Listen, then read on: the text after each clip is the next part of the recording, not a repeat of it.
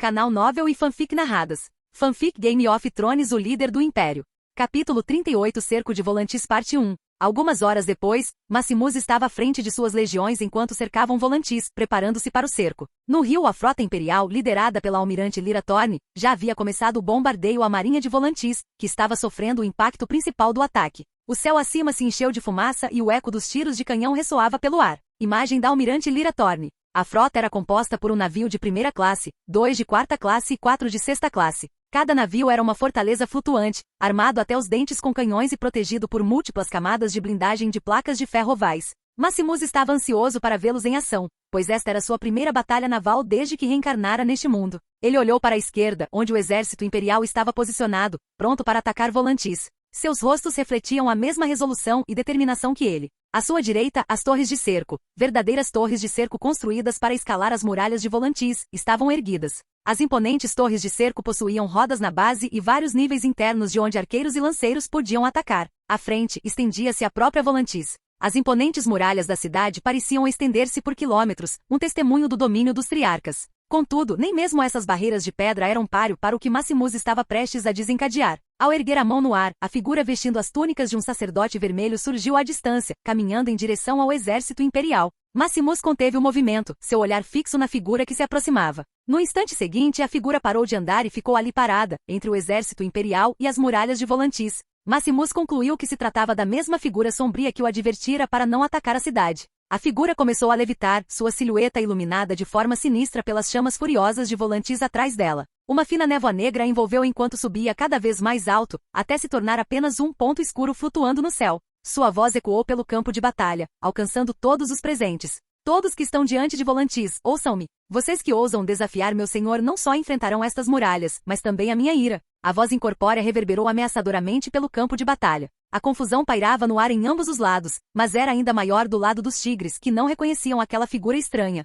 Alguns deduziram que se tratava de uma artimanha do templo do Senhor da Luz. Maximus voltou-se para seus homens. Não se preocupem, meus irmãos. Não tememos deuses nem homens, estamos unidos, pois não temos nada a temer além do próprio medo. Ele havia roubado essa última parte de sua vida anterior. Eram palavras do presidente americano Franklin D. Roosevelt. O exército imperial irrompeu em vivas, renovando sua coragem. Voltando seu olhar para a figura flutuante, Maximus observou-a descer e pousar no chão. À sua direita, Lilith se aproximou dizendo: Vossa Excelência, permita-me lidar com este demônio insolente e enviá-lo de volta ao Senhor da Luz em pedaços. Maximus assentiu com a cabeça, dando um passo para o lado para permitir que Lilith direcionasse sua ira para a figura. Ele observou Lilith conjurar um feitiço. O ar ao seu redor crepitava com eletricidade e uma luz brilhante emanou de sua mão, que ela direcionou para a figura. Ela era uma de suas armas mais poderosas e nunca o havia decepcionado em nenhuma batalha. A explosão atingiu a figura, que apenas suspirou, como se estivesse incomodada em vez de ameaçada. Quando parecia certo que a explosão a atingiria, uma barreira de energia escura se formou ao seu redor, absorvendo o ataque de Lilith e deixando apenas uma ondulação que se estilhaçou contra a barreira. Que esforços inúteis, zombou a figura. Deixe-me mostrar-lhe o que é o verdadeiro poder. De repente, a figura escura acenou com os braços no céu. Uma névoa negra começou a se formar acima deles, rodopiando e se fundindo até adquirir uma sinistra semelhança com uma nuvem de tempestade. Raios negros começaram a crepitar dentro dessas nuvens, iluminando a área ao redor. Do chão, o exército imperial só podia observar em silêncio atônito enquanto a figura continuava a manipular os elementos. O raio negro, uma visão terrível e magnífica, movia-se dentro de sua nuvem de tempestade como uma fera enjaulada à espera de ser libertada. Eu não sou deste mundo, declarou a figura, tal é o poder que aguarda todos aqueles que ousam cruzar o caminho traçado pelo meu senhor. Enquanto sua proclamação ecoava pelo campo de batalha, ele ergueu os braços para baixo. A nuvem de tempestade negra respondeu, liberando um enorme raio escuro que avançou diretamente em direção a Lilith. Lilith, porém, permaneceu impassível. Ela ergueu a mão e murmurou um feitiço. Um escudo surgiu ao seu redor bem a tempo de interceptar o golpe. Ele resistiu firmemente ao ataque. Quando abriu os olhos novamente, eles ardiam com determinação e poder inabalável. Truques bobos, respondeu Lilith friamente, abaixando a mão e endireitando a postura, dispensando sua proteção. Já vi crianças se apresentarem melhor. Maximus não conseguiu conter o sorriso diante da confiança de Lilith. Ele acreditava em suas habilidades. Pelo que sabia de suas capacidades e poder, ela era formidável. Ele se voltou para suas tropas, erguendo a mão mais uma vez. Preparem-se para o cerco. Às minhas ordens. Ele se virou para testemunhar Lilith enfrentando a figura sombria de frente. Ela ergueu as mãos novamente, seus lábios se movendo em suaves encantamentos, e então uma explosão de pura energia branca atingiu a figura. Assim como antes, uma barreira se formou ao redor da figura, mas desta vez rachaduras começaram a aparecer enquanto ela lutava para conter o ataque de Lilith. Você é mais forte do que eu pensava. A figura deu uma risadinha, demonstrando renovado interesse. No instante seguinte, começou a entoar um cântico e seu corpo passou a emitir um brilho sinistro. Desta vez, não se limitaria a defender, preparava-se para atacar. De repente, a figura sombria lançou uma onda gigantesca de energia em sua direção. Contra-atacando rapidamente, Lilith acenou com a mão e invocou alguns escudos mágicos que começaram a girar rapidamente ao seu redor, formando uma cúpula de barreira mágica. A onda de energia atingiu sua cúpula protetora, enviando ondas de choque para os arredores, mas ela permaneceu firme, imperturbável pelo poder do ataque da figura. Preparem os canhões, ordenou Maximus, voltando-se para seus homens. Os soldados obedeceram prontamente, posicionando-se para disparar os canhões contra as muralhas da cidade. O ataque da figura sombria cessou, deixando Lilith em pé em meio a uma nuvem de poeira e fumaça. Seu escudo mágico resistiu ao ataque, mas rachaduras eram visíveis agora, demonstrando o quão poderoso ele fora. Todas as unidades preparem-se para avançar, ordenou Maximus mais uma vez, voltando-se para Lilith e para a figura que se encarava. O exército imperial começou a formar tropas, alternando o olhar entre Maximus e o duelo em curso. Enquanto a infantaria se preparava para avançar, ele lançou um olhar para o rio e viu o almirante Thorne ainda lutando contra os últimos remanescentes da marinha de Volantis. O campo de batalha estava totalmente a seu favor agora. Tudo o que precisavam era que Lilith reivindicasse a vitória e eles se livrariam de mais um obstáculo.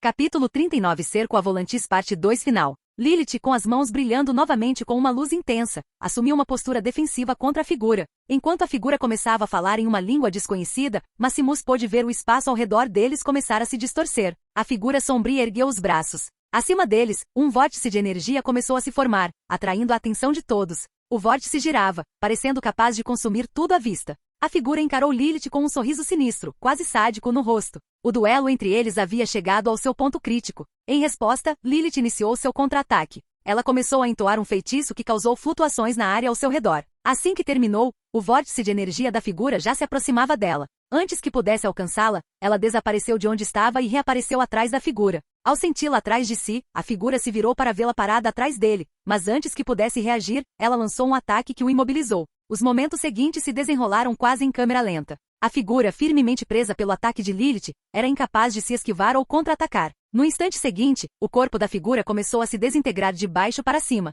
Soltou um grito arrepiante que ecoou pelo campo de batalha, causando calafrios em todos que o ouviram. Sua forma se desintegrou em partículas negras que desapareceram no ar, sem deixar vestígios. Um silêncio profundo pairou sobre o campo de batalha em ambos os lados quando Lilith retornou à sua posição original, encarando Maximus com um sorriso cansado. Pelo que eu saiba, disse ela, sua voz ecoando pelo campo de batalha, o Senhor da Luz não acolhe covardes em sua graça. Uma forte ovação irrompeu dos homens de Maximus com essa declaração. Seu moral se elevou ao ver a vitória de Lilith. Que bom que você não se machucou, disse Maximus, aliviado. Ele retribuiu o sorriso dela. Agora vamos marchar e terminar de reivindicar nossa vitória. Ataquem, ele ordenou. O chão tremeu quando o exército imperial avançou em direção às muralhas da cidade. Nishara, ilumine a muralha, ele ordenou enquanto Nishara sobrevoava o exército imperial em direção à muralha. Os soldados tigre, ao verem o enorme dragão se aproximando, começaram a atirar flechas nela, mas nenhuma conseguiu atingi-la. Ela abriu bem a boca, mas em vez de chamas alaranjadas, uma chama azulada saiu de sua boca, incendiando o topo da muralha. Os soldados que estavam na muralha gritavam enquanto aqueles que conseguiram sair do caminho tentavam freneticamente apagar as chamas. Alguns até mesmo pulando da muralha para escapar. Observando tudo acontecer, Maximus se virou para os canhões e ordenou, disparem os canhões. E viu enquanto eles abriam fogo contra a muralha. Ouviram-se ainda mais gritos quando foram arremessados pelo impacto. Partes da muralha foram obliteradas pelo fogo dos canhões, destroços voavam por toda parte e a fumaça enchia o ar tão densa que era difícil enxergar o que restava. Para além da muralha, um dos comandantes dos soldados tigre observava, em choque, o desmoronamento das muralhas da cidade sob o ataque do exército imperial. A muralha que eles acreditavam ser inexpugnável estava sendo arrasada como se fosse feita de pergaminho. Ele olhou em volta, os olhos arregalados de medo e urgência, enquanto dava ordens que se perdiam no caos ao seu redor. Soldados veteranos, conhecidos por sua disciplina, ignoravam as ordens do comandante e corriam para salvar suas vidas. Poucos minutos depois, soldados imperiais começaram a invadir a cidade pelas brechas na muralha, enquanto as torres de cerco descarregavam soldados para reforçar o topo da muralha. Embora a maioria dos soldados no topo da muralha já tivesse sido neutralizada e houvesse brechas, alguns poderiam considerar inútil manter soldados no topo, mas não podiam arriscar que os soldados restantes disparassem flechas contra as costas de seus companheiros de armas. Ao ver a onda de soldados imperiais avançando em sua direção, o comandante dos soldados tigre engoliu em seco e soltou um alto grito de guerra. As armas! As armas! Gritou ele, tentando reagrupar alguns de seus homens que estavam petrificados pela onda de destruição. Como esperado, apenas um pequeno número atendeu ao seu chamado e manteve-se firme para formar uma linha de defesa. Seus rostos corajosos não conseguiam esconder o medo que se escondia em seus olhos. Mas contra a enorme horda de soldados Uruk-hai que os atacava, eles não tinham a menor chance. O que são essas coisas? Exclamou o comandante Tigre. Ele nunca tinha visto criaturas tão enormes e repugnantes. Eram como humanos, mas maiores e grotescamente musculosos, com olhos que brilhavam em vermelho vivo no caos do combate. Esses eram os soldados Uruk-hai, criados para um único propósito, a guerra. Com seu tamanho e força descomunais, eles abriram caminho entre as fileiras dos tigres como uma faca quente na manteiga. Seu medo se transformou em terror ao verem aquelas feras ameaçadoras se aproximando com sede de sangue nos olhos. Um a um começaram a cair sob o ataque. Apesar de tudo, o comandante Tigre reuniu coragem, desembainhou sua espada e avançou para o centro da batalha. Ele derrubou 2 Uruk-hai, pegando-os de surpresa antes de ser subjugado. Enquanto estava cercado, o único pensamento em sua mente era como eles poderiam ter vencido aquela batalha. O inimigo não só possuía estranhos soldados monstruosos, como também um dragão e pessoas capazes de usar magia. A realidade de sua morte iminente o atingiu em cheio, assim como o peso da derrota de Volantis. Ele fechou os olhos, preparando-se para o fim. No mar, o almirante Thorne havia rompido as linhas da frota de Volantis e agora o porto estava cercado, com 2 navios bloqueando a passagem para o mar aberto. Qualquer fuga era impossível, restando aos triarcas apenas a esperança de negociar algum tipo de acordo para garantir sua segurança. Mas quando suas residências foram invadidas, eles encontraram, em vez disso, a ponta de uma lâmina. Os soldados imperiais continuaram a invadir a cidade e a tomar o controle de cada parte dela. A batalha já estava decidida, e a vitória da União Imperial nunca foi questionada, era apenas uma questão de tempo. Capítulo 40 Famílias Nobres de Volantis. Caminhando pela cidade conquistada, Maximus viu soldados tigres sobreviventes sendo escoltados acorrentados, enquanto os corpos daqueles que morreram na batalha seriam enterrados fora das muralhas, caso pertencessem ao exército da União Imperial. Os corpos dos soldados tigres, se os tivessem, seriam devolvidos às suas famílias. Caso contrário, seus corpos seriam cremados para evitar o desenvolvimento de doenças ou pestes na cidade. A cena ao seu redor era repleta de prédios destruídos pelos disparos de canhão, civis assustados que espreitavam de seus esconderijos e soldados que cuidavam dos feridos. O preço da vitória era sempre alto, independentemente das circunstâncias. Ao chegar ao seu destino, Maximus contemplou a imponente residência à sua frente. Era a residência de um dos triarcas e o local onde as 4 famílias nobres de Volantis se reuniam. Adentrando a residência, seguido por 10 guardas imperiais, Maximus dirigiu-se à sala de reuniões onde as famílias nobres estavam reunidas. Ao entrar na sala, as famílias nobres já estavam de joelhos diante de Maximus, enquanto os belicistas se aproximavam dele. Vossa Excelência, estas são as 4 famílias nobres de Volantis. Casa Safira, Casa Illyrion, Casa Sotorius e Casa Valerion, anunciaram os belicistas. As outrora poderosas famílias nobres de Volantis agora se humilhavam diante dele nas ruínas de sua grandiosa cidade. As 4 famílias, outrora as mais influentes de Volantis, ajoelhavam-se em silêncio, suas vestes opulentas em nítido contraste com a devastação lá fora. A Casa Safira era representada por Lady Elissa Safira, uma mulher alta, de cabelos branco-prateados e olhos azuis penetrantes. Ao lado dela, Lord Illyrion, um homem de olhar penetrante e calculista, já tentava disfarçar o pânico nos olhos.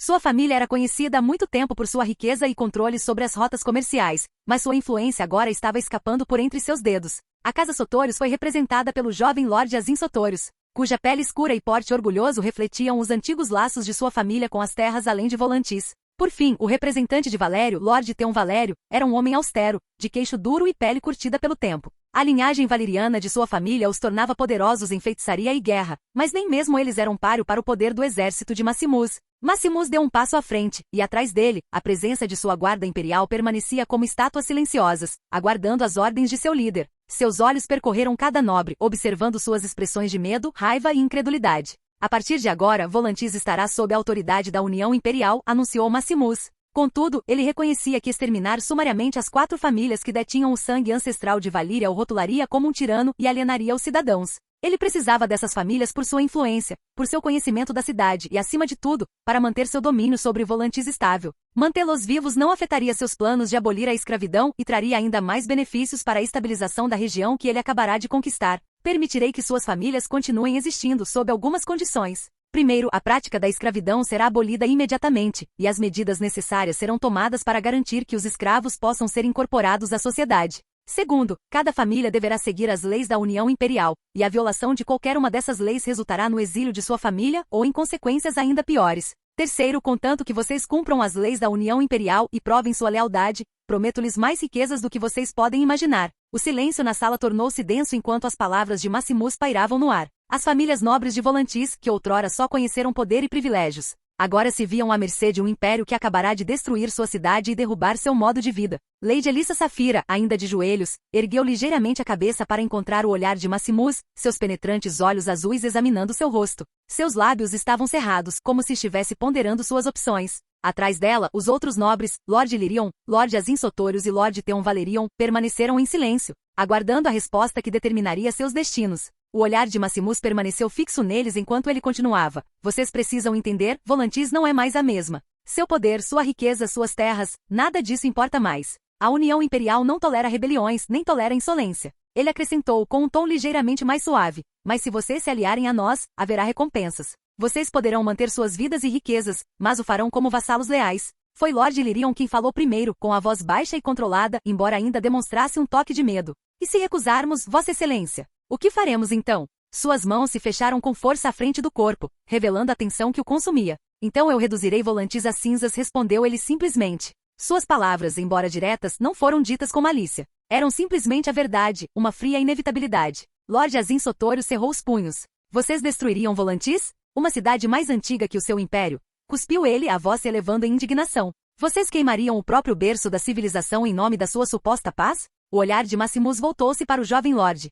Seu povo já destruiu sua própria cidade, disse ele. Foi sua arrogância, sua recusa em reconhecer a força da União Imperial que levou a isso. Eu não escolhi esta guerra, Lord Sotorius, mas a levarei até o fim. Deixou as palavras pairarem entre eles, uma silenciosa sensação de finalidade pairando no ar. Após uma longa pausa, Lady Elissa finalmente falou, sua voz firme com o peso da rendição. Nós aceitamos seus termos, Lord Maximus, disse ela, as palavras lentas relutantes. Não temos escolha. Maximus assentiu com a cabeça. Ótimo. Enviarei uma delegação para finalizar os termos e supervisionar a implementação das novas leis. Conto com a sua cooperação para erradicar os mercados de escravos e garantir que os ex-escravos sejam reintegrados à sociedade. Eles terão direitos iguais. Sob o Império não há lugar para tamanha barbárie. Maximus inclinou ligeiramente a cabeça, um pequeno sorriso de escárnio cruzando seus lábios. A história é escrita pelos vencedores. E vocês, meus senhores e senhoras, têm a sorte de ainda estarem aqui para escrevê-la. Fora da residência dos Triarcas, a cidade de Volantis ainda estava em tumulto. Soldados imperiais patrulhavam as ruas, fazendo cumprir as leis da União Imperial. No Templo Vermelho, Lilith e suas bruxas negociavam com o sacerdote e a sacerdotisa por uma resolução pacífica. Dezenas de sacerdotes e sacerdotisas vermelhos participaram da batalha e perderam suas vidas. Mas eles faziam isso para proteger seu lar e o poder que haviam conquistado na cidade. Maximus percebeu isso e enviou Lilith para lidar com a situação da maneira que achasse melhor, mas o objetivo final era estabelecer o controle sobre o Templo Vermelho.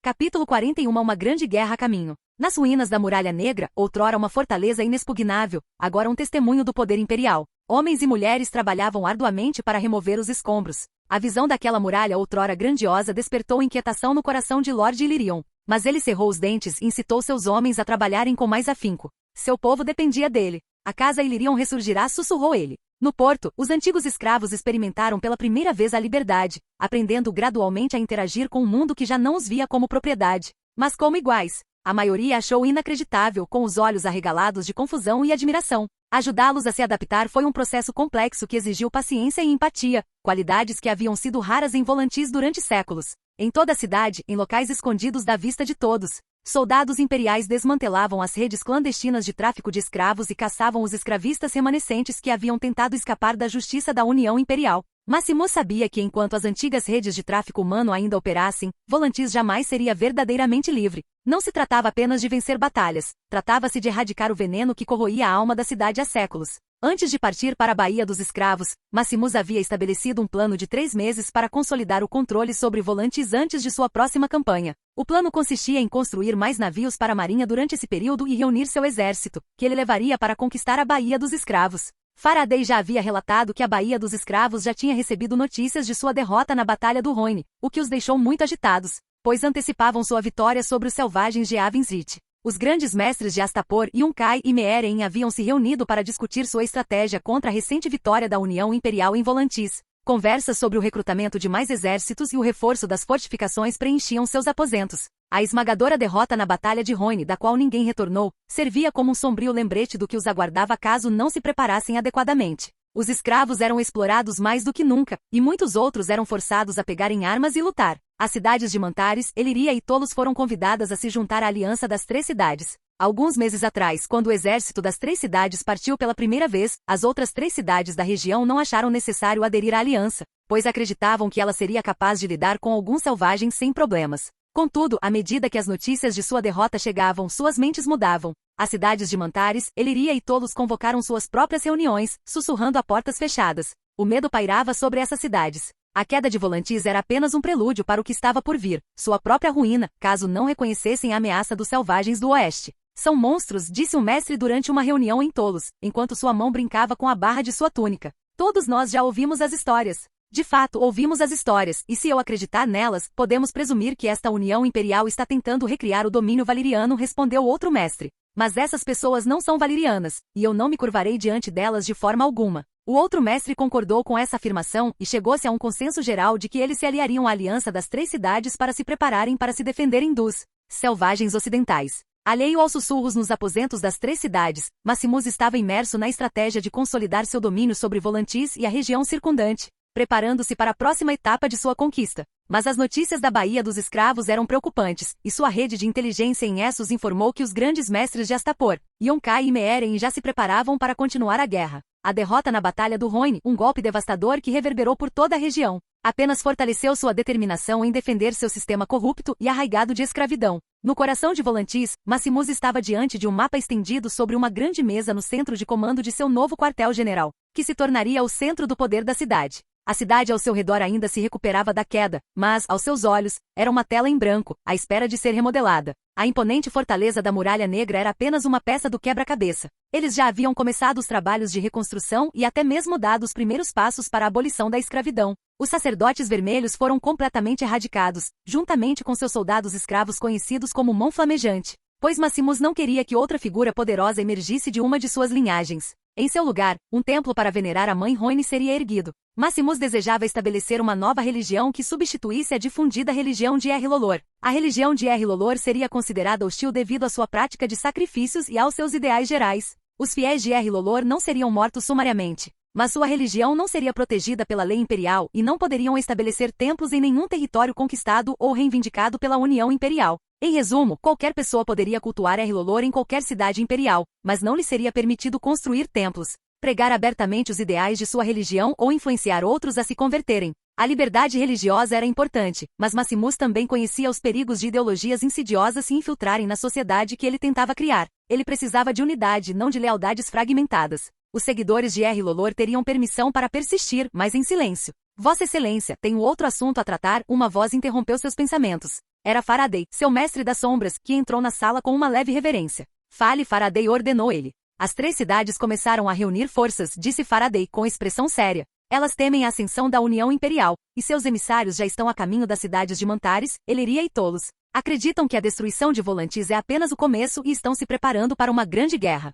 Maximus exalou, sentindo o peso da situação o envolver. Eles acham que podem nos deter? Murmurou, voltando o olhar para o mapa que estava sobre a mesa ao lado dele. Eles acreditam que podem, respondeu Faraday em voz baixa. E têm os recursos para lutar. A Baía dos Escravos é a chave, e eles estão fortificando suas posições. Se atacarmos cedo demais, corremos o risco de atraí-los todos para a batalha. Mas se esperarmos muito, a aliança se consolidará e eles se tornarão um adversário formidável. Maximus assentiu lentamente. A aliança acabará por se romper. Eles são demasiado díspares, demasiado divididos nos seus interesses fundamentais. Mas não se romperão facilmente. Quanto mais demorarmos, mais eles se prepararão. Virou-se para Faraday. Precisamos de agir, mas temos de ser astutos. Faraday ergueu uma sobrancelha, pressentindo um plano em desenvolvimento. O que o senhor propõe, Vossa Excelência? Precisamos enviar uma mensagem. Não pela força, mas pela perturbação. Os grandes mestres da Baía dos Escravos sempre se apoiaram no medo para manter o controle. E se lhes tirássemos esse medo? E se paralisássemos seu comércio, seu poder, sem jamais pisar em suas costas? O comércio é a sua fonte de sustento, disse Maximus. O fluxo de mercadorias, escravos e riquezas os mantém no poder. Vamos interromper suas rotas comerciais, roubar seus navios mercantes, atacar suas linhas de suprimento, sem jamais entrar em combate aberto. Que eles temam por suas riquezas e seus meios de subsistência antes mesmo de zarparmos. E enquanto estiverem distraídos, estaremos preparando nossas forças. Os olhos de Faraday brilharam com compreensão. Uma campanha de desestabilização, atingindo-os onde mais dói. Mas o que acontece quando eles revidam? É exatamente isso que queremos, disse Maximus com um sorriso confiante. Vamos forçá-los a agir, deixá-los desesperados. E quando cometerem um erro, estaremos prontos para atacar. Faraday assentiu, percebendo que era um plano sólido que daria à União Imperial bastante espaço para manobrar. De volta a Yavin-Srit, legiões de soldados já haviam começado sua marcha rumo a Volantis, onde se preparariam para a invasão da Baía dos Escravos. Cada soldado sabia pelo que lutava, pela visão de seu imperador, e estavam mais do que dispostos a arriscar suas vidas para que esse sonho se tornasse realidade. Juntamente com essas forças estavam os Antigos Imaculados, que foram renomeados como Nascidos da Aurora para mostrar como esses homens livres emergiram das trevas da escravidão para a luz da liberdade. Os Nascidos da Aurora eram compostos por homens livres que se alistaram voluntariamente para lutar como cidadãos imperiais após sua libertação. Para alguns, lutar era tudo o que conheciam, então juntar-se aos Nascidos da Aurora era o lugar perfeito para eles. Capítulo 42 Recompensas do Sistema. Sentado em um dos aposentos do palácio de um dos antigos triarcas, Maximus observava as recompensas que acabará de receber pela conquista da região, que incluíam alguns itens muito interessantes. Excelhores conquistada. Recompensas. 30.000 pontos do sistema. Mais 200 Mumakil. Os Mumakil são criaturas grandes semelhantes a elefantes, com pele grossa e praticamente invulneráveis a flechas. Seus olhos, no entanto, são vulneráveis, podendo ser cegados ou até mesmo mortos por flechas disparadas com grande força. Quando cegos, entram em fúria de dor, muitas vezes destruindo mestres e inimigos em seus ataques. É conquista de Valizar concluída. Recompensas. 30.000 pontos do sistema. Mais 500 Guarda Negra de Naggarond. A Guarda Negra, formalmente Guarda Negra de Naggarond, é a guarda de honra pessoal de elite do Rei Bruxo Malek, governante de Naggaroth, sediada na capital dos Elfos Negros, Naggarond, no universo Varamer, e que responde apenas a Maximus. É conquista de Voluntaires concluída. Recompensas. 30.000 pontos do sistema. Mais 100 Asas Negras. As Asas Negras, também chamadas de Pássaros Nazgûl, Falcões Infernais e Feras Aladas, eram as criaturas aladas de Mordor, montadas pelos Nazgûl, capazes de voar a velocidades imensas. Embora tivessem forma semelhante à de pássaros, eram muito maiores e mais monstruosas do que qualquer ave verdadeira e possuíam algumas características reptilianas. Conquistar Volantis. Recompensas. 60.000 pontos do sistema. Magia com treinamento, capaz de usar vários elementos da magia, cujo poder aumentará conforme o usuário se tornar mais proficiente. Mais 5.000 Infantaria Pesada Nan, mais disponíveis para compra na loja do sistema. Missão bônus. Controle estabelecido sobre o Rhoyne concluído. Recompensas. 10 Montarias de Grifo, mais disponíveis para compra na loja do sistema. Mais uma invocação de personagem poderoso. Não havia palavras que pudessem descrever a expressão no rosto de Maximus naquele momento. Na verdade, ele estava feliz por estar sozinho naquele quarto. Ou algum de seus guardas teria pensado que ele estava ficando louco ou algo do tipo. No total, ele ganhou 150.000 pontos de sistema com todas as missões que completou, além de vários soldados novos e poderosos. Mas antes de mais nada, ele se concentrou na invocação de personagem poderoso antes de se preocupar com o resto. Ao clicar no botão de invocação, uma luz envolveu a sala por alguns segundos antes de desaparecer, revelando a nova invocação parada diante de Maximus. Meu senhor, eu sou Merlin, sua serva leal de agora em diante até o fim da minha vida, declarou Merlin, ajoelhando-se em sinal de respeito a Maximus. Ao ouvir quem ele havia convocado, Maximus ficou extremamente intrigado. Merlin, a lendária feiticeira da lenda arturiana, agora se ajoelhava diante dele como uma serva leal. Levante-se, Merlin, ordenou Maximus, precisarei de sua magia e conselho nos tempos vindouros. Meu senhor, disse Merlin, levantando-se graciosamente, ficarei ao seu lado e lhe darei todo o conselho que puder em qualquer assunto em que precisar de ajuda. Ótimo, então vou nomeá-lo meu assistente pessoal e formalmente lhe darei um cargo em algum momento no futuro, explicou Maximus. Merlin assentiu com a cabeça, aceitando seu papel com grande entusiasmo. Ela estava em um mundo totalmente novo e pronta para enfrentar qualquer desafio que surgisse, ao mesmo tempo em que garantia a segurança de seu lorde. Por agora preciso convocar mais soldados, então sigam-me, ordenou Maximus, caminhando em direção à porta. Agarrando a maçaneta, ele abriu a porta bruscamente, fazendo com que os guardas imperiais do lado de fora se puseram em posição de sentido. Ela está comigo, disse Maximus, referindo-se a Merlin que o seguia. Sem questionar a presença misteriosa, eles acompanharam Maximus, escoltando-o até a entrada. Ao saírem do palácio, mais alguns guardas imperiais juntaram-se à sua escolta. Lá fora, era por volta do meio-dia e as ruas de Volantis estavam movimentadas, com pessoas caminhando e tentando realizar suas atividades diárias. Apesar da recente guerra, mesmo sob o governo de um novo poder, o povo ainda precisava se alimentar e ganhar dinheiro. A antiga moeda de Volantis ainda estava em uso até que o Banco Imperial fosse estabelecido na cidade, o que levaria alguns meses. Portanto, para contornar essa situação, foi permitido que pessoas e comerciantes continuassem usando sua moeda antiga pelos próximos 5 anos, após os quais a antiga moeda de Volantis deixaria de ser aceita. Logo na saída do palácio havia uma carruagem que Maximus usava para se locomover pela cidade, já que seria muito cansativo voar sempre, especialmente quando o lugar para onde ele queria ir não era tão longe. Embarcando na carruagem, ele seguiu para um dos locais de encontro que os tigres usavam quando se preparavam para a guerra. A área era grande o suficiente para convocar todos os soldados e criaturas que ele acabará de receber como recompensa do sistema. A viagem durou cerca de 20 minutos, pois eles tiveram que navegar pelo trânsito de Volantis, que era intenso devido às grandes reformas que estavam sendo constantemente implementadas. Ao sair da carruagem, caminhou até a abertura que estava fora da vista do público e começou a convocar os outros soldados e criaturas que havia obtido do sistema. A primeira coisa que ele invocou foram os 200 Mumakil. A visão das bestas gigantescas surgindo do nada era impressionante, com muitos guardas imperiais boquiabertos em total descrença. Cada besta se erguia sobre todas, pisoteando o chão coberto de pedra com passos estrondosos. Suas longas presas curvadas eram uma força a ser reconhecida, suficientes para demolir qualquer obstáculo ou inimigo que ousasse ficar em seu caminho. Em seguida surgiu a Guarda Negra de Naggarond. 500 elfos negros envoltos em armaduras negras ameaçadoras apareceram, alguns empunhando lanças e espadas na cintura, outros portando alabardas enormes e espadas também na cintura. Uma aura de pura escuridão os envolvia, capaz de causar arrepios. Em seguida vieram as 100 asas negras. Essas grandes criaturas semelhantes a pássaros eram uma visão aterradora, com suas asas esfarrapadas abertas e gritos arrepiantes ecoando ao redor. Com sua presença extremamente intimidadora, Maximus podia vê-las causando estragos no campo de batalha assim que a luta começasse. Por fim, Maximus convocou os 5.000 soldados da infantaria pesada anã e os 10 grifos. Figuras robustas e musculosas, armadas com espadas curtas e escudos, avançaram. Apesar da baixa estatura, eram guerreiros capazes de enfrentar qualquer inimigo sem qualquer dificuldade. Quanto a Merlin, ela observou as convocações com espanto, mas não comentou nada. Após convocar todos, Maximus começou a organizar as novas tropas. A infantaria anã deveria estabelecer um pequeno acampamento bem ali na clareira, enquanto os Mumakil foram enviados para os arredores da cidade, onde representariam menos ameaça para a população. Instruções foram dadas aos seus comandantes para mantê-los disciplinados e sob controle. Os asas negras que obedecessem às ordens de Maximus seriam levados para onde Nishara repousava, onde se tornariam parte das forças aéreas imperiais. Os cavaleiros teriam que ser treinados e escolhidos criteriosamente para essas bestas aladas, pois se tornariam as tropas de choque nos céus, onde velocidade e medo seriam suas maiores armas. A Guarda Negra de Naggarond estava posicionada perto dos aposentos pessoais de Maximus dentro do palácio, servindo como uma força adicional à sua guarda pessoal.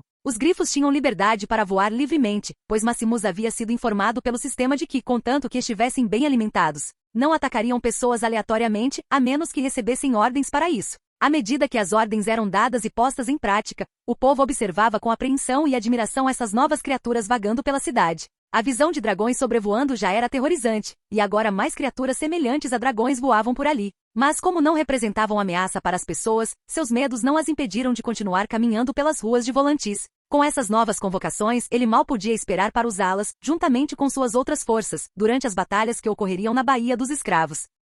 Capítulo 43 A Marcha para a Guerra. Desembarque do Rei. Ano atual, 287 a.C. Sentados na pequena câmara do conselho, os membros aguardavam a chegada do rei Robert. Poucos minutos depois, o rei Robert, que havia bebido muito na noite anterior, chegou seguido por sua guarda real. Cambaleando levemente, ele entrou na sala com passos pesados, o som abafado de suas botas ecoando pelas paredes. Um suspiro pesado escapou dos lábios de Robert enquanto ele afundava em sua cadeira na cabeceira da mesa. Quais são as notícias de Essos? Como estão as negociações com o imperador? Perguntou Robert, olhando para John Arryn. Pela mensagem que acabei de receber, parece que Lord Tyrell e Sor Davos ainda não se encontraram pessoalmente com o imperador devido à guerra em curso contra a escravidão na região, informou John Arryn. Eu ouvi falar disso. Os imperiais estão em guerra contra os escravistas. Mas o que isso tem a ver com o imperador? Perguntou Robert, confuso sobre como uma guerra poderia dificultar o encontro com o imperador. É porque o próprio imperador está liderando o esforço de guerra e está longe da capital. Até agora, Lord Tyrell e Sor Davos só conseguiram se encontrar com o Vizir Eonv,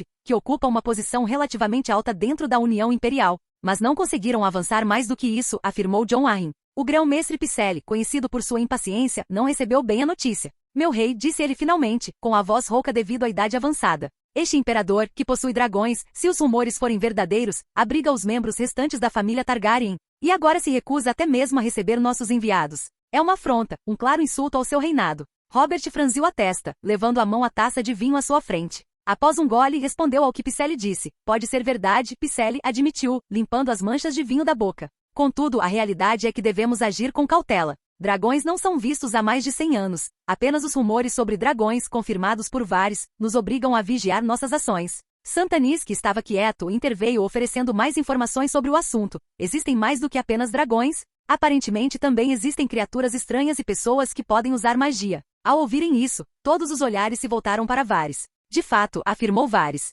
Lord Tyrell relatou ter visto um dragão ainda maior que Balerion, o dragão de Aegon, o Conquistador. Apesar de parecer absurdo, meus passarinhos também sussurraram a mesma coisa, o que torna difícil não acreditar na existência de um dragão tão gigantesco. O conselho ficou em silêncio, cada um tentando compreender a magnitude do que estava sendo transmitido. O resto da reunião foi preenchido com longas discussões sobre o que deveriam fazer agora que tinham quase certeza de que Maximus possuía dragões. No fim, decidiu-se continuar focando em melhorar o relacionamento, estabelecer relações comerciais entre eles e a União Imperial e aprender mais sobre as capacidades da União Imperial. Volantis. Já se passaram 3 meses desde que Maximus concluiu sua conquista da região de Volantis e aceitou suas recompensas. Com essas recompensas, ele ganhou um total de 150 mil pontos de sistema, que somados aos seus ganhos anteriores, totalizam 236.650 pontos de sistema. Com essa enorme quantidade de pontos, ele decidiu comprar 2.000 arqueiros elfos superiores por 30 mil pontos de sistema para reforçar o alcance do seu exército. Agora ele tinha os cavaleiros Dothraki, que empunhavam arqueiros a cavalo, juntamente com os arqueiros elfos,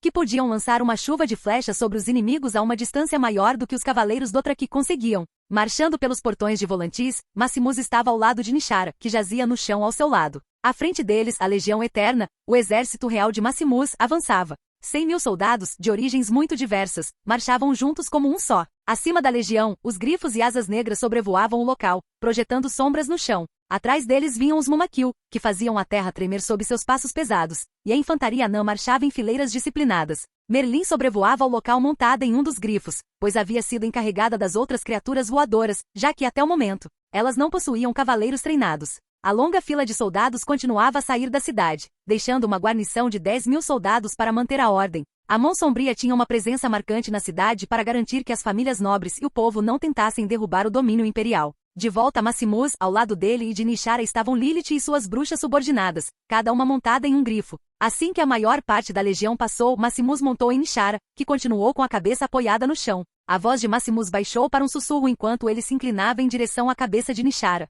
Pronta, Nishara? Com um leve resmungo, Nishara ergueu a cabeça do chão. Finalmente vamos nos livrar daqueles escravistas? Perguntou ela. Sim, finalmente chegou a hora, respondeu ele. E quanto às outras cidades a oeste que praticam a escravidão? Questionou ela, já que se pretendiam combater com tanta veemência a prática da escravidão. Também poderiam olhar para as outras cidades. Chegará a hora dessas cidades. Aliás, depois desta guerra, enviarei Alexandre para conquistá-las e acabar com a prática da escravidão. Já era hora, murmurou ela, flexionando suas enormes asas em resposta. Concordo. Maximus assentiu. Nos instantes seguintes, Nishara alçou voo, suas asas criando uma forte rajada de vento. Ao verem Nishara decolar, os soldados em marcha começaram a entoar gritos de guerra enquanto Maximus sobrevoava o local. Eles finalmente iriam se livrar daqueles senhores de escravos na Baía dos Escravos, que forçaram milhares de pessoas a atacar seu império. O moral geral estava alto e eles estavam preparados para morrer, se necessário.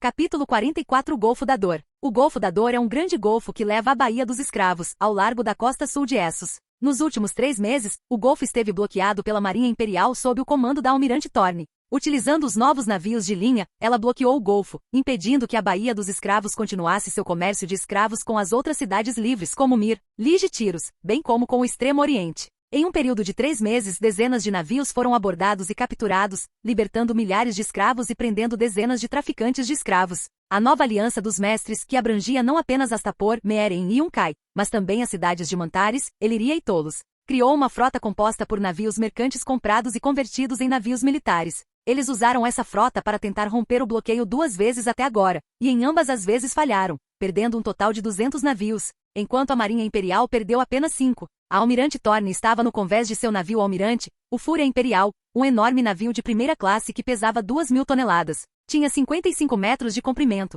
uma tripulação de 1.000 marinheiros e cerca de 140 canhões. Era um gigante imponente que já havia afundado 32 dos 200 navios inimigos. Junto com a Imperial Fury, havia 3 navios de segunda classe, 10 de quarta classe, 20 de quinta classe e 50 de sexta classe, totalizando 83 naves. Comparada à frota da Masters Alliance, sua frota era pequena, mas compensava isso de sobra com sua tecnologia e poder de fogo. Ela estava voltada para a direção da Baía dos Escravos, atenta à aproximação de navios inimigos. Como almirante, normalmente a encontraríamos em uma cabine, fazendo algum trabalho burocrático ou simplesmente relaxando até a chegada do inimigo. Mas ela achava isso entediante e preferia ficar entre seus homens, a quem conquistar o respeito e a lealdade desde sua nomeação como almirante. Ao lado dela estava o vice-almirante Garrick, um homem que ela mesma nomeou depois que ele provou seu valor tanto na batalha do rio Rhône quanto na batalha por Volantis. Desviando o olhar do horizonte, ela virou-se para a direita e chamou: Garrick, certifique-se de que todas as naves estejam prontas para outro ataque. Tenho a impressão de que eles vão querer tentar romper as linhas inimigas pela terceira vez.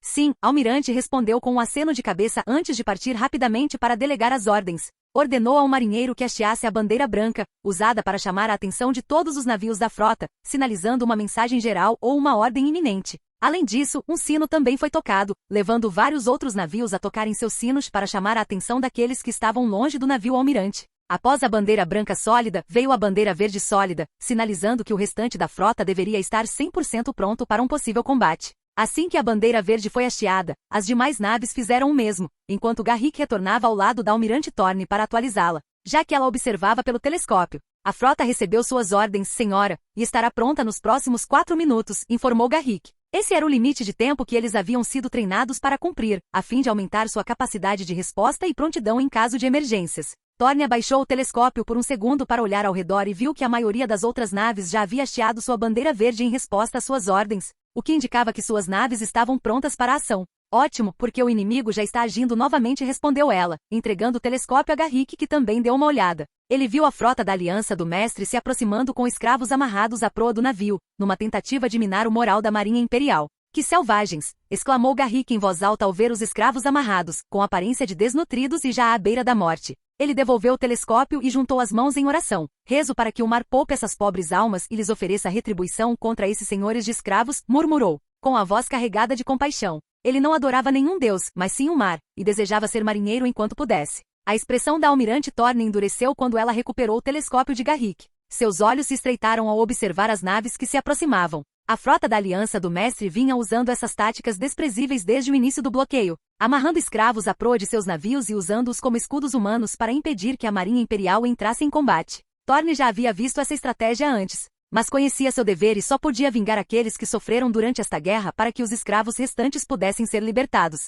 Esses escravistas acreditam que podem manipular nossa humanidade, disse ela com um tom frio. Mas eles se esquecem de que não temos misericórdia daqueles que negociam com a miséria humana. Ela se virou e ergueu a mão, sinalizando para o oficial de comunicações no convés. O oficial imediatamente ordenou o hasteamento da bandeira vermelha, indicando que a frota deveria se preparar para a batalha. Preparem os canhões e preparem as velas, ordenou ela. Vamos mostrar a esses senhores o que um homem livre pode fazer contra a tirania. Os marinheiros vibraram com suas palavras por um breve instante antes de entrarem rapidamente em ação, desenrolando as cordas e ajustando as velas. Os canhões foram preparados e prontos para disparar, seus enormes canos apontados para o inimigo. O navio balançou levemente com a intensificação do vento, e os tripulantes apertaram as cordas com mais força, aguardando o sinal de Thorne. O vice-almirante Garrick estava ao lado dela, com a mão no punho da espada. Almirante, atacamos primeiro ou esperamos que eles se aproximem? A almirante Thorne pensou por um instante antes de responder. Acho que desta vez atacaremos primeiro, disse ela, erguendo a espada no ar. No espaço entre as duas frotas, tempestades começaram a se formar e as ondas se elevaram. Raios cortaram o céu, lançando um brilho sinistro sobre o mar revolto. O poder da magia era evidente, e esta seria a primeira vez que ela o demonstraria diante do inimigo. Afinal, eles já foram avisados 2 vezes. Garrick assentiu com a cabeça e se virou para os artilheiros. Vocês ouviram o almirante, homens. Preparem-se para atirar ao meu comando. Os marinheiros aguardavam ansiosamente, com os dedos ávidos para disparar os canhões e os olhos acompanhando as tempestades que começavam a se formar. A frota inimiga, ao ver essas tempestades surgirem do nada, soube que os imperiais deviam ser a causa e tentou dar meia volta, mas já estavam em seu domínio e não tinham tempo para escapar. As tempestades começaram a pairar sobre a frota dos mestres, raios atingindo os conveses de alguns navios, jatos de água surgindo do mar como tentáculos monstruosos, chicoteando os navios e arrastando-os para baixo. A visão era simplesmente aterradora. A voz do almirante Thorne ecoou em meio ao caos. Fogo! Os canhões da Fúria Imperial rugiram em uníssono, e a primeira salva rasgou o ar com um estrondo ensurdecedor. A explosão ecoou pela água enquanto as enormes bolas de ferro cortavam o ar, atingindo os cascos dos navios negreiros mais próximos com brutal precisão. A força das balas de canhão lançou jatos de água para o alto, e a primeira linha de navios da frota dos mestres, alguns navios mercantes convertidos, foi lançada em espiral para as profundezas com uma explosão catastrófica. A frota imperial seguiu o exemplo, seus canhões despedaçando os navios negreiros, enviando outra onda de destruição por suas fileiras. O vento chicoteava ao redor deles, e a tempestade que fora invocada pela magia dos imperiais tornava-se ainda mais feroz. Nuvens escuras rodopiavam acima, tingindo o campo de batalha com um tom sinistro de preto e cinza. Era como se o próprio mar estivesse do lado das forças imperiais. Vejam só como se dispersaram, murmurou Garrick entre dentes com uma mistura de admiração e desprezo na voz. Pensaram que podiam romper nosso bloqueio com esses truques. Eles nos subestimaram, respondeu Thorne com a voz fria e calculista. Seus olhos acompanharam o caos na água. Pensaram que hesitaríamos. Agora vão aprender o que acontece quando se desafia ao poder da Marinha Imperial e se opõe à sua excelência. À medida que as naves imperiais avançavam, a frota dos mestres tentou contra-atacar. Eles dispararam suas próprias catapultas e balistas, mas nada acertou o alvo, pois os disparos foram prejudicados pela tempestade. No fim, os mestres enviaram 400 navios para tentar romper o cerco, mas nenhum deles retornou, deixando milhares para se afogarem. Foi mais uma vitória fácil para a Marinha Imperial, que não sofreu nenhuma baixa e causou o máximo de danos. Capítulo 45 Batalha do Mar dos Suspiros. Um mês depois, a Legião Eterna havia marchado com sucesso pela Estrada Demoníaca, uma das famosas estradas construídas pelos valirianos durante o auge de seu império. As estradas demoníacas são feitas de pedra negra fundida, uma característica marcante da construção valiriana, e são excepcionalmente duráveis. O nome reflete o medo e a reputação sombria que cercam Valíria após sua destruição, já que as ruínas são consideradas amaldiçoadas e perigosas. A Legião Eterna não encontrou nada amaldiçoado ou perigoso enquanto marchava pela Estrada Demoníaca, mas do alto Maximus, no topo de Nishara, viu os restos das antigas cidades valirianas e os tipos de perigos que espreitavam na região em ruínas. Os restos de estruturas imponentes agora sucumbiam à natureza circundante. As florestas cresceram descontroladamente, com densa folhagem verde cobrindo as estruturas de pedra, ocultando os edifícios que outrora dominavam a cidade. Além disso, ele viu movimentos de sombras dentro das ruínas, sugerindo possíveis ameaças que ali se escondiam. Ele as chamou de sombras porque estava muito alto no céu para obter uma descrição precisa do que via, e não estava disposto a arriscar a própria vida ou a de Nishara para testar quais perigos residiam nas ruínas. Por ora, ele apenas observava de cima, na esperança de descobrir se todas as histórias perigosas eram verdadeiras ou não. Ele ainda não sabia se eram verdadeiras, mas até Nishara estava cautelosa com as ruínas, o que significava muito, considerando quão poderosa ela era. Sinto uma presença sinistra lá embaixo. Talvez algumas dessas histórias que ouvimos sejam verdadeiras, disse Nishara. Ela ouvirá alguns soldados conversando sobre a estrada demoníaca, contando histórias sobre as coisas estranhas que aconteceram com as pessoas que viajavam por ela. Por mais interessado que eu esteja, não quero descobrir o que se esconde nessas ruínas agora. No futuro, porém, voltarei para reivindicar esta terra por sua história antiga e pelo valor que ela proporcionará quando for recuperada, respondeu Maximus. As terras da antiga Valíria não são uma prioridade para ele no momento, nem ele tem interesse em recuperá-las agora, pois tem outras coisas que deseja fazer. Após atravessarem a estrada demoníaca, a Legião Eterna deparou-se com um dos exércitos da Aliança do Mestre, que os aguardava a poucos quilômetros de Mantares, às margens de um rio conhecido como Mar dos Suspiros. Este rio não era a única opção, pois poderiam contornar o exército pelas terras do Longo Verão, mas isso seria uma jornada longa e árdua, visto que a região havia sido devastada, inundada e assolada pela ruína de Valíria. Maximus queria evitar ao máximo ter que atravessar aquelas terras. Ao pousar, Nishara baixou a cabeça, permitindo que Maximus desmontasse em segurança. Vossa Excelência, começou um dos comandantes da legião. O general Alexander já está reunido para definir o plano de ação contra o exército do mestre, informou o comandante, enquanto Lilith e Merlin se juntavam a ele. Excelente, assentiu Maximus. Seus olhos percorreram o campo de batalha, uma das mãos repousando no punho da espada. Do alto de seu ponto de vista privilegiado, ele podia ver o exército do mestre, o enxame de insetos à distância perto do rio e seus próprios homens. Guerreiros experientes misturados com soldados poderosos invocados de seu sistema, ansiosos para provar sua força. Levem-me até o general, ordenou ele, enquanto o comandante os guiava até onde Alexander estava, próximo ao centro da legião. Lilith e Merlin o seguiram em silêncio, acompanhados pelos guardas imperiais. Ao longo do caminho, Lilith e Merlin, que haviam se tornado bastante próximos no último mês, começaram uma conversa que durou toda a caminhada.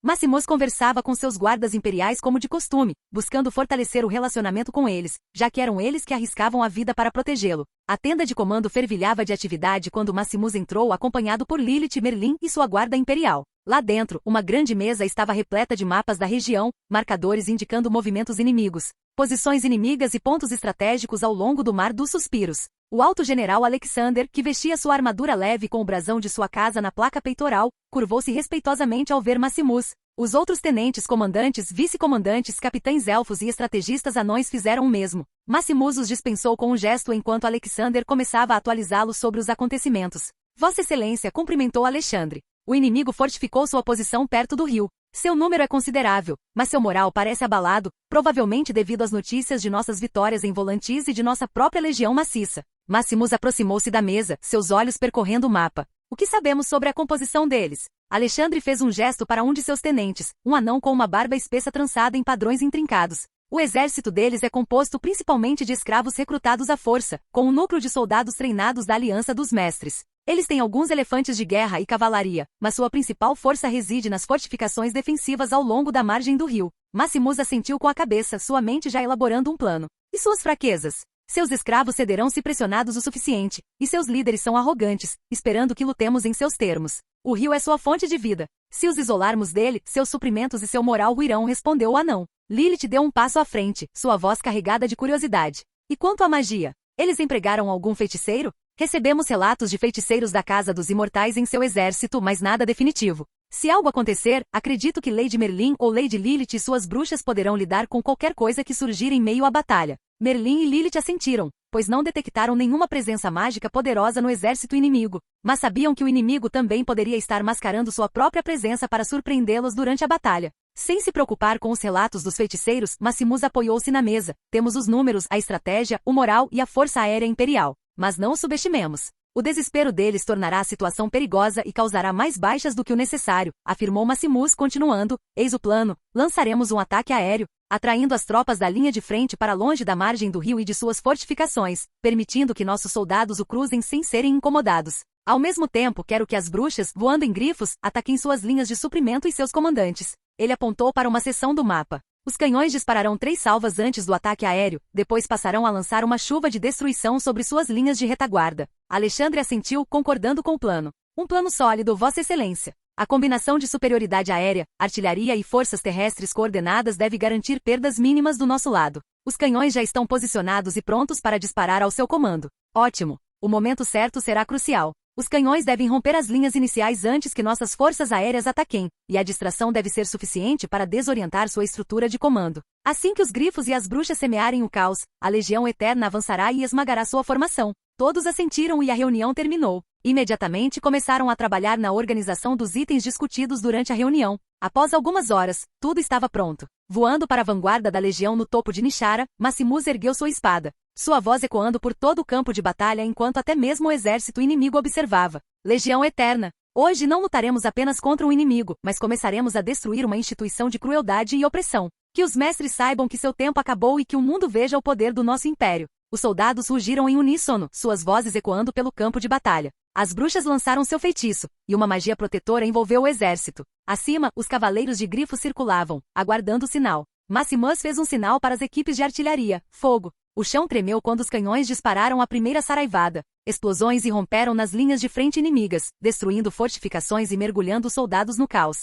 Seguiram-se mais 2 saraivadas em rápida sucessão, devastando as fileiras inimigas e deixando suas defesas em desordem. Agora, ordenou Maximus, e os grifos, seguidos pelas asas negras, mergulharam dos céus, seus cavaleiros lançando saraivadas de projéteis explosivos. Lilith e suas bruxas desencadearam uma tempestade de fogo e sombras sobre as linhas de suprimento inimigas, cortando reforços e desmoralizando ainda mais as forças dos mestres.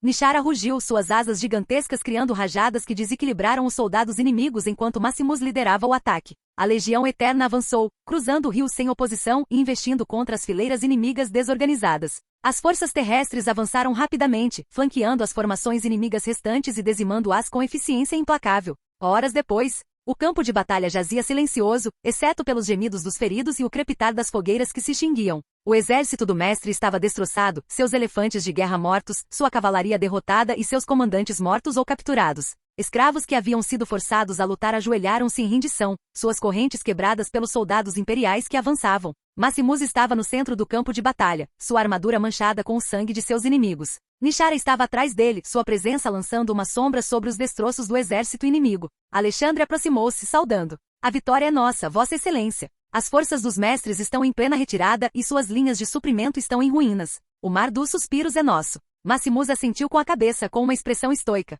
Muito bem, general. Mas isto é apenas o começo. Mantares e o resto da aliança dos mestres devem cair, e com eles, a instituição da escravidão. Prepare a legião para marchar, daremos ao povo da Baía dos Escravos um futuro pelo qual ansiar. Enquanto os soldados comemoravam e as bandeiras imperiais eram hasteadas sobre o campo de batalha, Maximus voltou seu olhar para o leste, em direção ao coração do território dos mestres. Essa vitória seria o primeiro passo para remodelar a região. Capítulo 46 Rendição de Mantares. Algumas horas depois, a Legião Eterna chegou em frente a Mantares, que já havia fechado os portões da cidade em preparação para a batalha. A guarnição da cidade não passava de 5.000 soldados escravos, misturados com alguns soldados de elite do mestre para manter os escravos sob controle. Do alto da muralha, observando a Legião Eterna, o comandante Tichiryu, responsável por toda a força da guarnição, não se surpreendeu ao ver o exército inimigo já cercando a cidade. Ele ouvirá histórias dos mercadores que passavam sobre o quão avançados os imperiais eram e o quão poderoso era seu exército. Aí somavam-se as histórias de que eles possuíam dragões e outras criaturas voadoras, e era inevitável pensar: como podemos vencer isso? Enquanto observava a enorme legião imperial, ele fez um gesto para que outro soldado se aproximasse. Vá informar o mestre que o exército imperial está aqui, ordenou. O soldado desceu rapidamente das muralhas, desaparecendo na cidade lotada. Voltando seu olhar para as forças imperiais, Tichiryu respirou fundo, preparando-se para o que estava por vir. Ele não tinha ilusões sobre a situação deles, certamente estavam em desvantagem numérica e de poder. Se não fosse um comandante, com certeza teria fugido naquela situação. Ele não nasceu em nenhuma das cidades da Baía dos Escravos, mas sim no Extremo Oriente em Carthage. Como foi parar na Baía dos Escravos? Bem, ele havia se envolvido com a pessoa errada em Carthage. Quando jovem e ambicioso, fez alianças com mulheres poderosas, desde a corte de Charu Shoandachus até Kojamo, chefe de uma das famílias mercantes mais influentes de Carthage. Por meio dessas alianças, Tichiryu ganhou uma influência e um poder incríveis, talvez até demais para o seu próprio bem. Por fim, a ambição de Tichiryu o levou a tentar um complô contra um dos 13, a classe dominante em Carthage. O plano foi descoberto, contudo, e Tichiryu foi capturado e vendido como escravo a um senhor na Baía dos Escravos. Seu talento para a estratégia e sua crueldade chamaram a atenção de seu senhor, que o utilizou para comandar sua guarda pessoal até alguns meses atrás, quando foi nomeado comandante devido à guerra em curso. Foi assim que ele acabou em sua situação atual. Deixando o passado para trás, ele lançou um último olhar para as forças imperiais antes de descer do muro. A cidade fervilhava de atividade enquanto escravos e soldados se apressavam para se preparar para um ataque implacável, pois sabiam que não poderiam vencer. Tichiryu começara a dar ordens para se prepararem para uma batalha perdida. Enquanto fazia isso, viu uma sombra gigantesca passar por ele, o que o fez olhar para cima e descobrir a causa da sombra. Sobrevoando a cidade como tática de intimidação, Nishara causou pânico em alguns soldados ao avistarem uma criatura tão gigantesca. Claro, todos já tinham ouvido falar que os imperiais possuíam dragões, mas ninguém realmente acreditava até ver com os próprios olhos. E agora que tinham visto, lutar contra algo capaz de simplesmente contornar suas defesas era inútil. Do lado de fora das muralhas, Maximus estava à frente de sua legião, que se alinhava diante da cidade, pronta para conquistá-la. Mas eles haviam acabado de obter uma vitória poucas horas antes e ainda precisavam marchar por mais 12 horas para chegar à cidade. Por mais que soubesse que eles estavam ansiosos para lutar, ele também reconhecia as vantagens de ter um exército bem descansado. Mas se o plano dele fosse bem sucedido, talvez eles nem precisassem travar nenhuma batalha. Montem o acampamento, ordenou ele, enquanto a legião começava a descarregar seus suprimentos das carroças e a montar o acampamento. Ao seu lado, apareceu um agente da Mão Sombria, encarregado de se infiltrar na cidade, matar os mestres e semear o caos entre os defensores.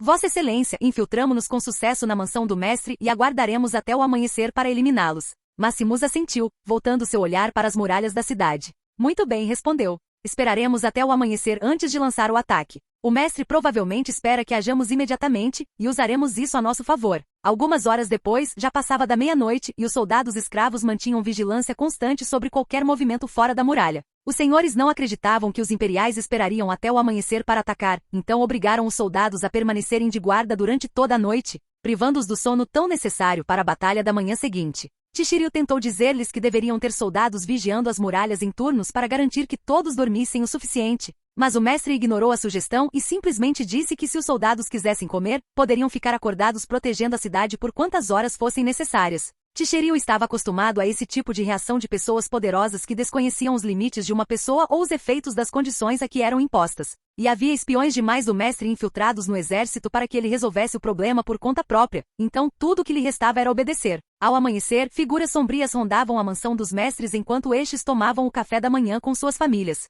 Um dos mestres conversava com a esposa quando suas gargantas foram cortadas. Essa cena se repetiu em cada uma das mansões dos mestres até que todos estivessem mortos. Dentro de sua tenda, um dos agentes da Mão Sombria apareceu diante de Maximus ajoelhado. Vossa Excelência, a missão está completa. Todos os mestres da cidade estão mortos. Excelente, respondeu Maximus, levantando-se da cadeira e saindo da tenda. Todos já estavam alinhados e prontos para tomar a cidade, com os defensores posicionados para repelir os imperiais, apesar do cansaço. Tichiryu já estava no alto da muralha, preparando-se para uma batalha que sabia que não poderiam vencer. Assim que Maximus ordenou o início do ataque, os canhões foram os primeiros a disparar, atingindo as muralhas da cidade. A Força Aérea Imperial sobrevoou o local, eliminando os soldados no topo das muralhas, enquanto os lanceiros élficos avançavam protegidos por uma barreira que desviava as flechas inimigas. Ticheril gritava ordens em meio à batalha quando ouviu a notícia. Um de seus tenentes, com o rosto pálido e a voz trêmula, relatou o massacre dos mestres. A constatação o atingiu como um soco no estômago, e ele quase caiu de joelhos devido a uma explosão próxima que sacudiu a muralha. Os senhores estavam mortos e o caos que se seguiria, assim que os soldados escravos descobrissem, seria anarquia. Então ele decidiu, içar a bandeira branca, ordenou em voz alta e clara. Seu tenente hesitou, seu rosto congelou enquanto olhava para seu comandante. Levante-a! Gritou Ticheril novamente. O tenente assentiu sombriamente, pegando um pano branco que estava por perto, amarrou às pressas em uma lança e a ergueu bem acima das muralhas da cidade. Eles estavam se rendendo. Com os mestres mortos, não tinham mais controle sobre os soldados escravos e não podiam impedi-lo de fazer a coisa certa. Assim que a bandeira branca foi hasteada, os canhões imperiais cessaram fogo enquanto Nishara e a Força Aérea Imperial pairavam sobre a cidade como um lembrete de suas capacidades. Maximus observou a bandeira branca tremular no alto das muralhas da cidade. Um sorriso vitorioso surgiu em seu rosto enquanto se voltava para sua legião, erguendo a mão para que mantivessem suas posições. Ele viu os portões da cidade se abrirem lentamente, permitindo-lhe o acesso. Dentro da cidade, Ticheril desceu da muralha e caminhou em direção aos portões abertos. Seus soldados estavam à sua frente, os olhos arregalados de medo e incerteza diante da decisão tomada por seu comandante.